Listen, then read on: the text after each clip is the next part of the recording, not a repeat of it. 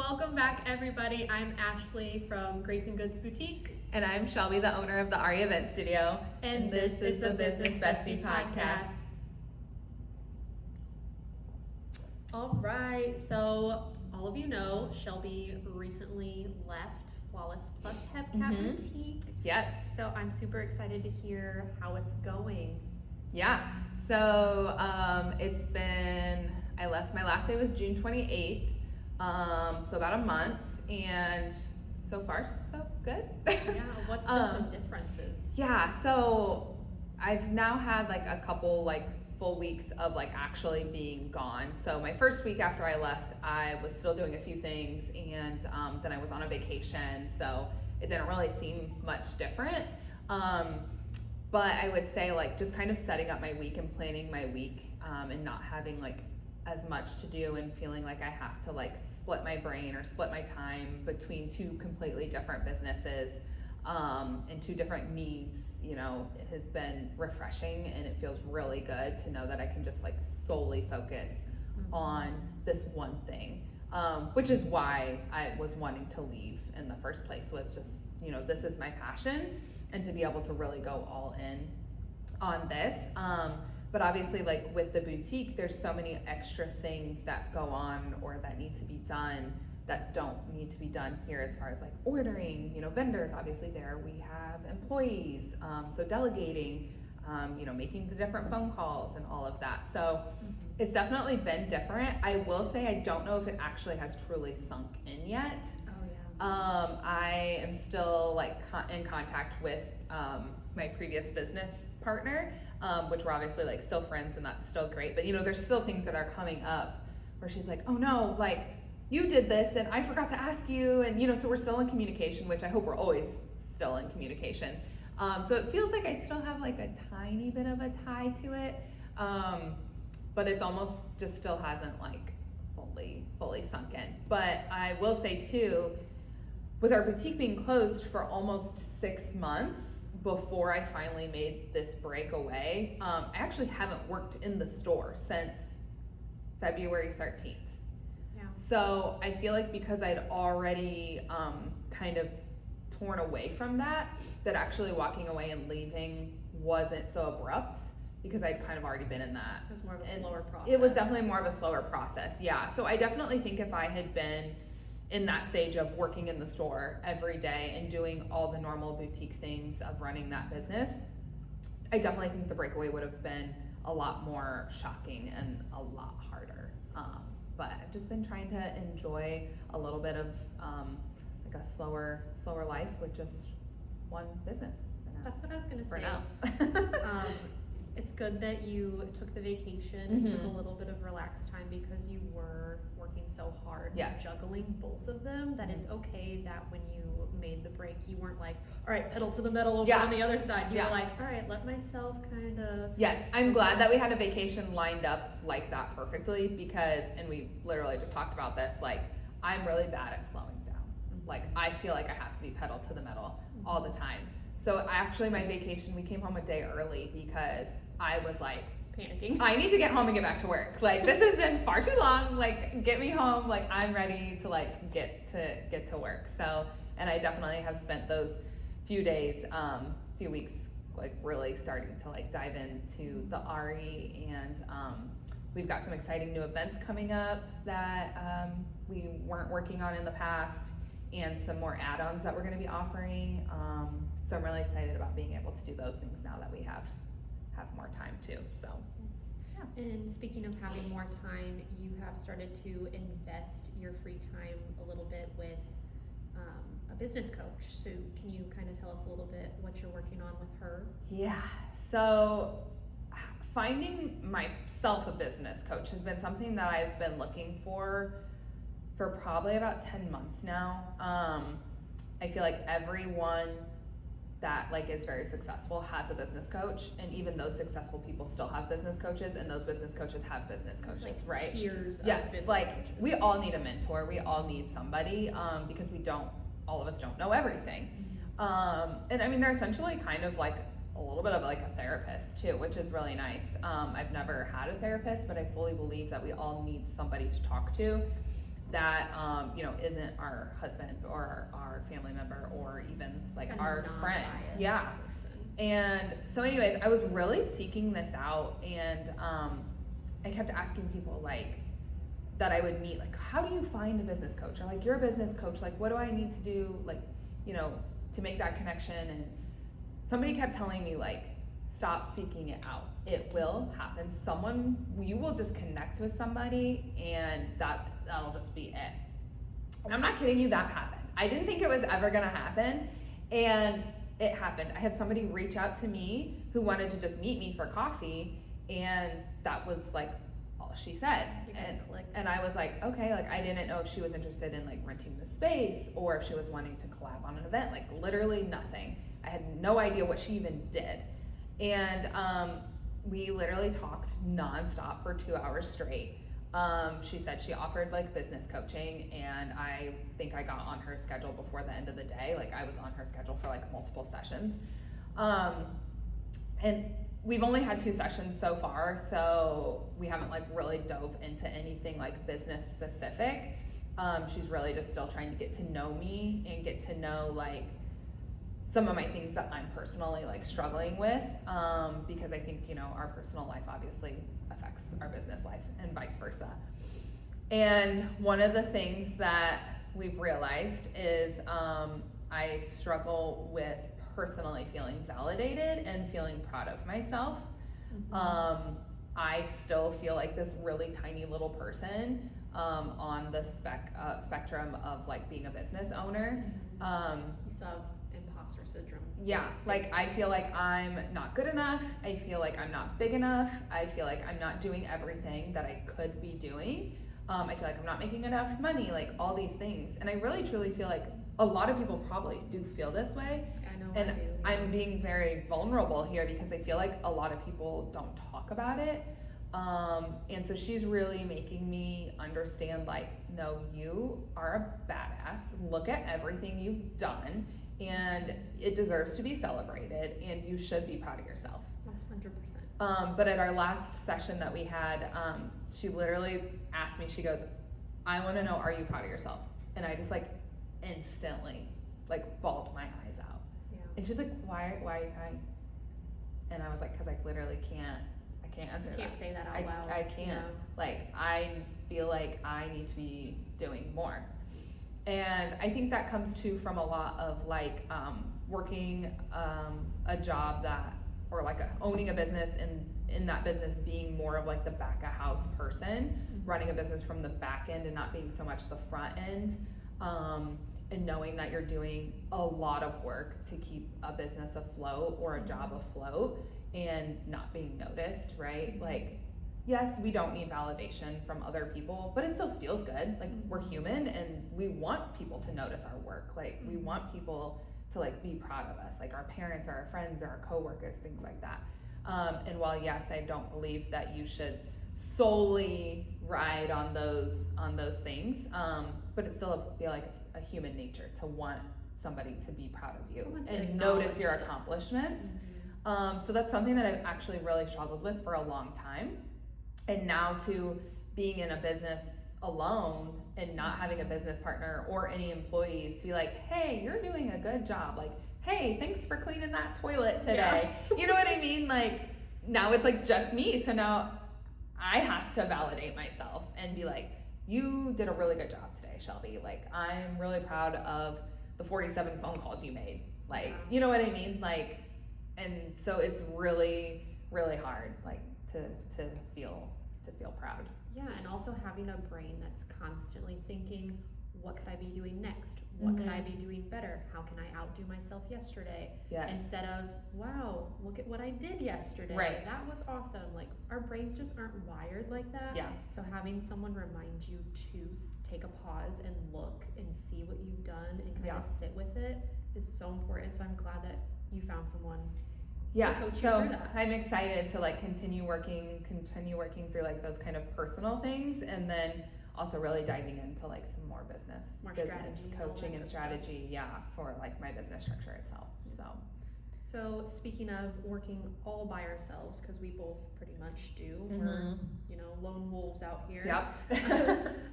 We have no one to keep us accountable. So Yeah, not that's only is no one telling us we're doing a good job, also no one's telling us, hey, you need to get this done or you need to be here at this time. Right. It's just us. Or like handing you a list, like, okay, Ashley, here's your list of like things tasks to do today. So like, how are you handling that? Mhm. Like, how's that going for you? Being accountable for yourself. I make a lot of lists Mhm. on my phone, on the Notes app. I have probably more than I want to talk about on there. Yeah. So making lists, setting deadlines for Mhm. myself, keeping up with my Google Calendar, all of those things. And I'm not gonna lie, there are days that maybe I fall short. Mhm. And I think it's important to have those days because then Yeah. you're like, you kick yourself for it a little bit. Yeah. And it gives you that push to do better. Yeah. So yeah. But also knowing too, like, it's okay if you only got 9 out of your 10 tasks Yeah. completed today, Mhm. to still being realistic. But yeah, it's definitely hard not having like a boss or a manager that's like keeping you in line or like, Mhm. hey, yeah, like your shift starts at 8. And I'm you- walking in at 8:07 to my boutique with my Starbucks, and there's nobody around to Yeah, judge me, so I who know. cares? But right, like, but that's also like the best part. That's one of the perks of being the business owner, right? Like, Yeah. at least you're not walking in at like 12:30 when your boutique was supposed to open at 12. You know Yeah. what I mean? Because then at least you're only affecting like yourself or the amount of time you're giving yourself in the morning before like you have to open your store. But Yeah. But I think it just takes someone who has self-discipline to Yes. own a business. Like, okay, we're gonna have those few days where we're 5 minutes late with our coffee, but Yeah. if it's more than that, you're the one who's suffering. And yeah, for sure. I mean, self-discipline is so important. I would say that is something that I struggle with at home, like my chores at home. yeah, I feel like I've gotten a good grasp on it. Being a business owner for now six plus years. Obviously, in my previous business, I did have a business partner, so we obviously kind of had to keep each other accountable. But you still have that wiggle room with that. Like the end of the day, it's kind of like, oh, what you gonna do? Fire me? Yeah. You know what I mean? Like if I want to be 10 minutes late today, I'm gonna be 10 minutes late. yeah. But yeah, at home, I'm like, well, the only person that's gonna yell at me for not doing the laundry is my husband, and Oh, I get that. You know I'm sure what? Quite often. he can do the laundry then if he wants to, because I'm not doing it. No. That's so funny. The other day, and I love you, babe, but the other day, I said, "Come here, David, come here." And I was by the laundry, and he comes in, and our hamper's right there, and he is notorious for setting stuff on top of the hamper instead of lifting the lid. So I'm like, "This is how our hamper works." Yeah. And he like just walked away from Yeah, me. It he's was like, so funny. "I don't He's want like, that." I'm not Yeah. dealing with this. So yeah. But yeah, I know it's so true. Like, and then yeah, just having the self-discipline is super important. But it's nice again, like I said, to just give yourself some grace to know that like we said with us, like it's always like we have to get all of this done. But if at least you got 9 out of 10 tasks done, that's okay. I've been practicing. If I've crossed one thing off the list today, that is a win. That's a good day. Yes. If there's something on the list that's not on the list anymore, we are winning. Yes. Well, we are in the height. Hopefully, we're almost done now at this point of summer. And the notorious J months, which I know we talk a lot of people talk about J months when it comes to like retail and the boutique life. But I've worked lots of jobs, and I feel like the J months that's just how it is in It's just every universal single almost. business. It doesn't matter what your business is unless you own a pool or Yeah. vacation A spot summer or job, something yeah. like that. And I think obviously this year and the last year too, has just the economy has been rough. So for me, July was especially slow, and this is my first July actually like fully being open. So we did open last July, and we did have some events booked, but that was like our very first month open, so like had no expectations. And I really didn't know what to expect this year either. But it has been a little defeating. So I don't agree. know how things are going for you in the So- boutique world. Yes, the J months hit boutiques hard. Mhm. You know that. I did look at the numbers, and my June from this year was a little bit less than June from last Mhm. year. But then I looked at the year as a whole, and Mhm. I'm up. Well, that's I'm good. like, okay. Yeah, so you it's have to look just at it as a summer. whole. Yeah. Yes. Yeah. So I think doing things like that helps. and being inventive and creative and getting people to utilize your business in those slow months is Yeah. important. But yeah, we all struggle with those slow Yeah. times. I think being a little bit more intentional too about maybe like when your shopper comes in, you know, if you normally have 6 shoppers and now you only have 3, like being more intentional. I know you always give amazing customer service, but you know, taking advantage of sometimes when things are slow is really good. I've taken some classes in the past through the boutique world, and they always say like, take advantage of a slow July and like use that time to plan your next 6 months. Take a vacation, you know, like don't feel defeated, because we all know it happens every year, you know, especially with boutiques, like August back to school shopping, then we've got all the major holidays, we've got fall, like all the big things that people are going to be shopping for are coming. So reminding yourself like this is a very small temporary down, and it's going to be coming back up. Yeah. So I'm like learning that like not a lot of people are hosting events in July, because again, they're on vacation. They're doing stuff at their home because the weather is nice. They're doing stuff out at the parks because that's, you know, more affordable, or it's free and the weather's nice, so they can host events outside. Photographers are not renting studios because they're doing things outside.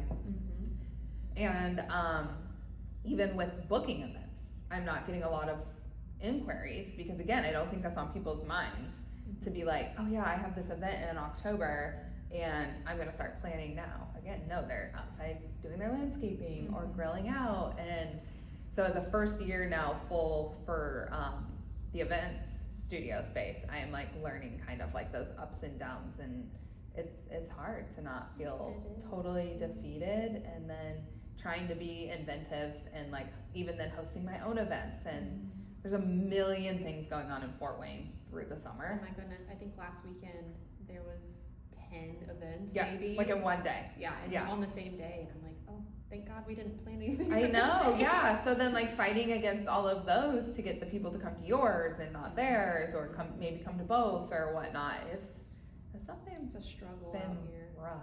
It's been rough. Yeah, I don't want to wish summer away, but I'm kind of. No, I'm In the business crazy world, listening. I'm kind of like ready for just like Busy to get season? busy season, but you know, we've still got some time, and so I'm just every day. I literally every day I'm reminding myself like, Yeah. just take this time to slow down and plan for your busy holiday season Yeah. that is going to be coming soon. And every year is a new chance to learn to plan for these things. So it's all a learning experience. Yeah, basically business life is just learning. It is. Yeah. it is. Speaking of that, so I recently almost moved my boutique. I was looking at a new space just because I'm in such a weird location. Like, yes, I'm on a major street in the city, but I'm just further down from the busy part of that Yeah. street.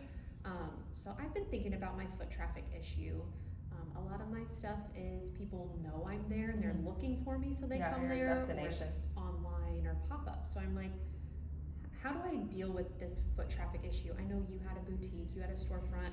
What things were you guys doing to boost your foot traffic besides like hosting special events? 'Cause I feel like I do that already. Yeah, so the location of the boutique actually, besides the plaza that it's specifically in, we like getting into it, we got really lucky with the foot traffic because we surrounded ourselves with other businesses that like kind of aligned, or maybe we'd have the same customer.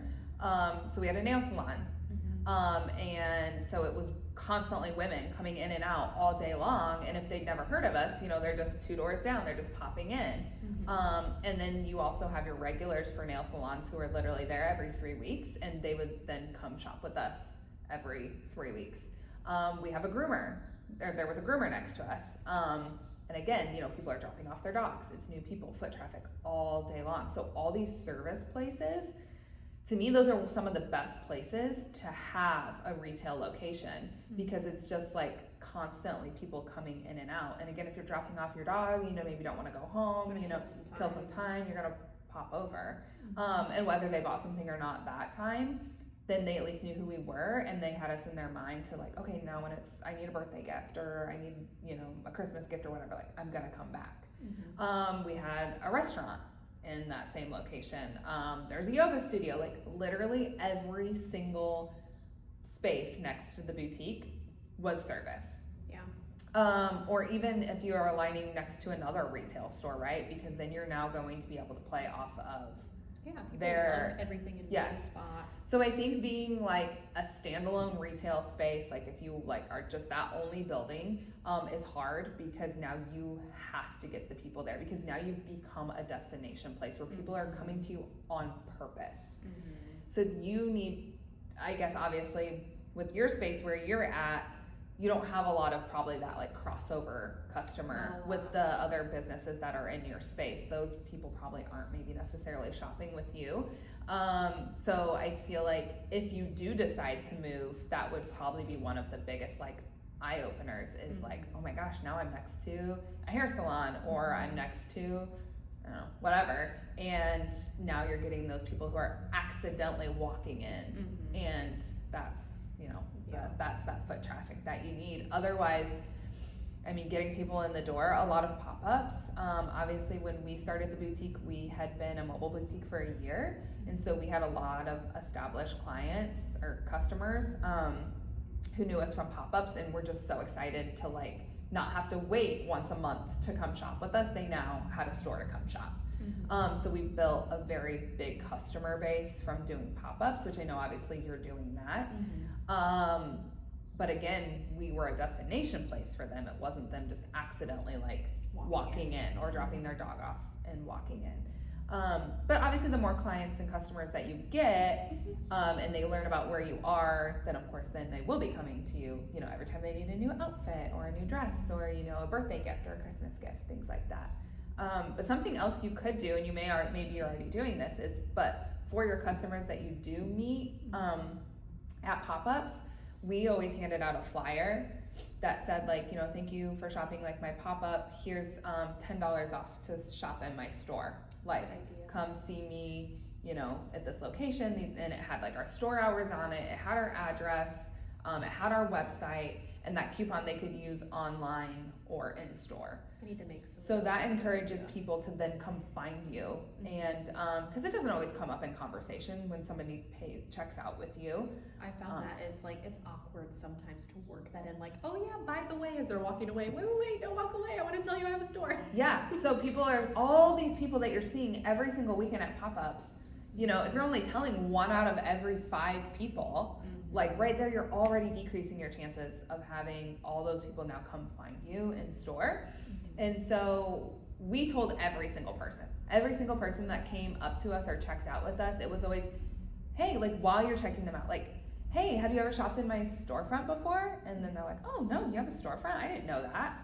You're like, yeah, here's where it is. And I'm gonna put a flyer in your bag. It has our address and a coupon on it. Yeah, I need to do that.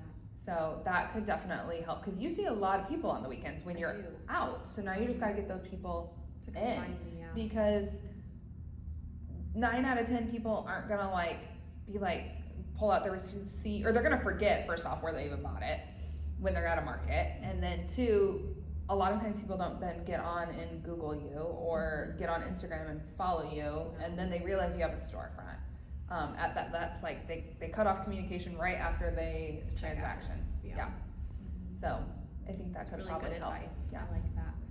So if anyone's listening, want to open a storefront, location. Location really is everything unless you already have A big a following. big following that is gonna come shop with you wherever you are. Yep, agreed. Yeah. So make sure that it's in a good location with good surrounding businesses. Yes. And already a high traffic location. Yeah. I've learned that lesson. But that's hard because, right, like that costs a lot of money. It does, and that is a big factor of why my storefront is where it is. Yeah. It's because I could afford it. Yeah. So. Yeah, and there's absolutely like nothing wrong with that. Like you're still doing great, and I feel like if you maybe added in a few other practices, you would be able to bring more people to you. And then they would be now you're on their radar for them again to like come shopping because you're so close to the mall. So really if someone's just like, hey, I'm looking for a new outfit, like maybe I'm gonna pop over to the mall, and then hey, I'm gonna go to Grace and Goods because it's like 2 seconds away. Yeah. So it's like you're close. You're Close like enough, in a good yeah. location, but it's just like I feel like the specific surrounding like your neighbors and stuff just don't play off of like a retail spot. They're not helping me Yeah. anyway, really. Right. Yeah. So Yeah, that's hard. But I'm glad I have people like you, Yes. which we will get into our circle that we started. I'll let you introduce Yeah, so I'm super excited about this. So again, I know like when I kind of started the RE and networking and realizing that I needed a close group of people in my life that were specifically business owners, but also friends. I was really craving that a lot. And I feel like it came naturally with you, and then Jordan from Mocha Lounge, and then Grace from Icing for Isaac. And I feel like we've been kind of like inseparable when it comes to like needing business advice or just kind of like venting about something that happened. And then obviously being intentional with like meeting every month and having our girls' nights and things. But I kind of wanted to solidify us as a group, because I think individually we all have a lot of things that we can offer other women. And I think we all have the same like beliefs in how we want to really help other women, because maybe we didn't have that help when we got started. And so I always feel like, 2 is better than 1, 3 is better than 4 is better, than 3. So anyways, so we kind of got approached about sponsoring an event and kind of helping and going in together on this. And so we've been working towards that now for a couple months. I think we started talking about this back in March. Sponsoring a dancer for Fort Wayne Dancing with the Stars, which is a big fundraiser. I think it is the biggest fundraiser for Carriage House, which they support people with mental illness in our area. I attended the event last year, and it is an amazing event. Like the people that they have up that they helped and people that come in and talk, it's a great cause. So we knew that the 4 of us wanted to come together and help sponsor a dancer for that event. And it kind of just came together that we knew after this, we wanted to be able to continue to do things like that. So the Found Hers Collective has been born officially. So the foundation of that is our 4 businesses, us 4 women together, coming together to just help better our community and serve our community with not-for-profits or fundraisers, different things like that. So Yes. the Found Hers Collective has been born. It is myself, the Aria Event Studio. Me, Ashley, owner of Grace and Goods Boutique. And then we have Jordan from Mocha Lounge. And Grace of Icing for Isaac. Yes. So we now have debuted that, and our first order of business is starting today, this week. Icing for Isaac, Your Business, Grace and Goods, and then Mocha Lounge is going to be donating 10% of the sales for the entire week in support of our dancer for Dancing with the Stars for the Carriage House. So we have a goal that we are trying to reach for this fundraiser, and so the 4 of us will be working together over the next few months with a few other events to raise money for that. Yes, and we'll also have QR codes at every business and online if you guys just want to directly donate a certain amount. Yeah, I mean anything, $5, $10. But yeah, so I mean this week here is our last week, full week before school starts. So I feel like as you guys are out and about, shopping, stop in with Ashley, go get yourself a cake pop from Grace, get a coffee from Mocha Lounge, because 10% of all those sales are going to go towards sponsoring our dancer. So we don't get any of it. It is No. all for charity. Yep, we're donating all of that, so that's exciting. And then from there, our next big event that the 4 of us are doing is the Business Bestie panel. Yes. So we're still working on all the details for that, but all the proceeds from that event that we host are also going to go towards the sponsorship. For So Carriage House, yeah. yeah, And that'll be a good one for you guys that listen to us every week. If you have specific questions that obviously you can't ask us through the phone, you can come and ask us one-on-one. So. yeah. So it'll be kind of like a live panel of 5 women, because it's going to be the 4 of us, and then our dancer that we're sponsoring. She's going to be there too. She's also a businesswoman, and she does a lot of things in the community too. So I'm really excited for her to be able to be a part of it so that people can meet her and then also ask questions specifically to what she does as well. So they can come in and chat, and we're gonna do like a silent auction, and we'll of course have small Amazing bites and stuff. things like that too. So, but I'm excited to take this Founders Collective past that. I want this to become something that is a foundation for more things in the future. And just a safe place for, I want to be a collective group of all business owners and women, and a group that people feel confident and safe Yeah. to come and talk to us and stuff. So So lots of Yeah. exciting things coming. so many new things are coming. Yes. Yeah. I know, I wish I could just spew them all right I now. know. Well, we will see you all again next Monday at 8 a.m. Thank you for listening to the Business Bestie podcast. Make sure you like and subscribe. Have a great day.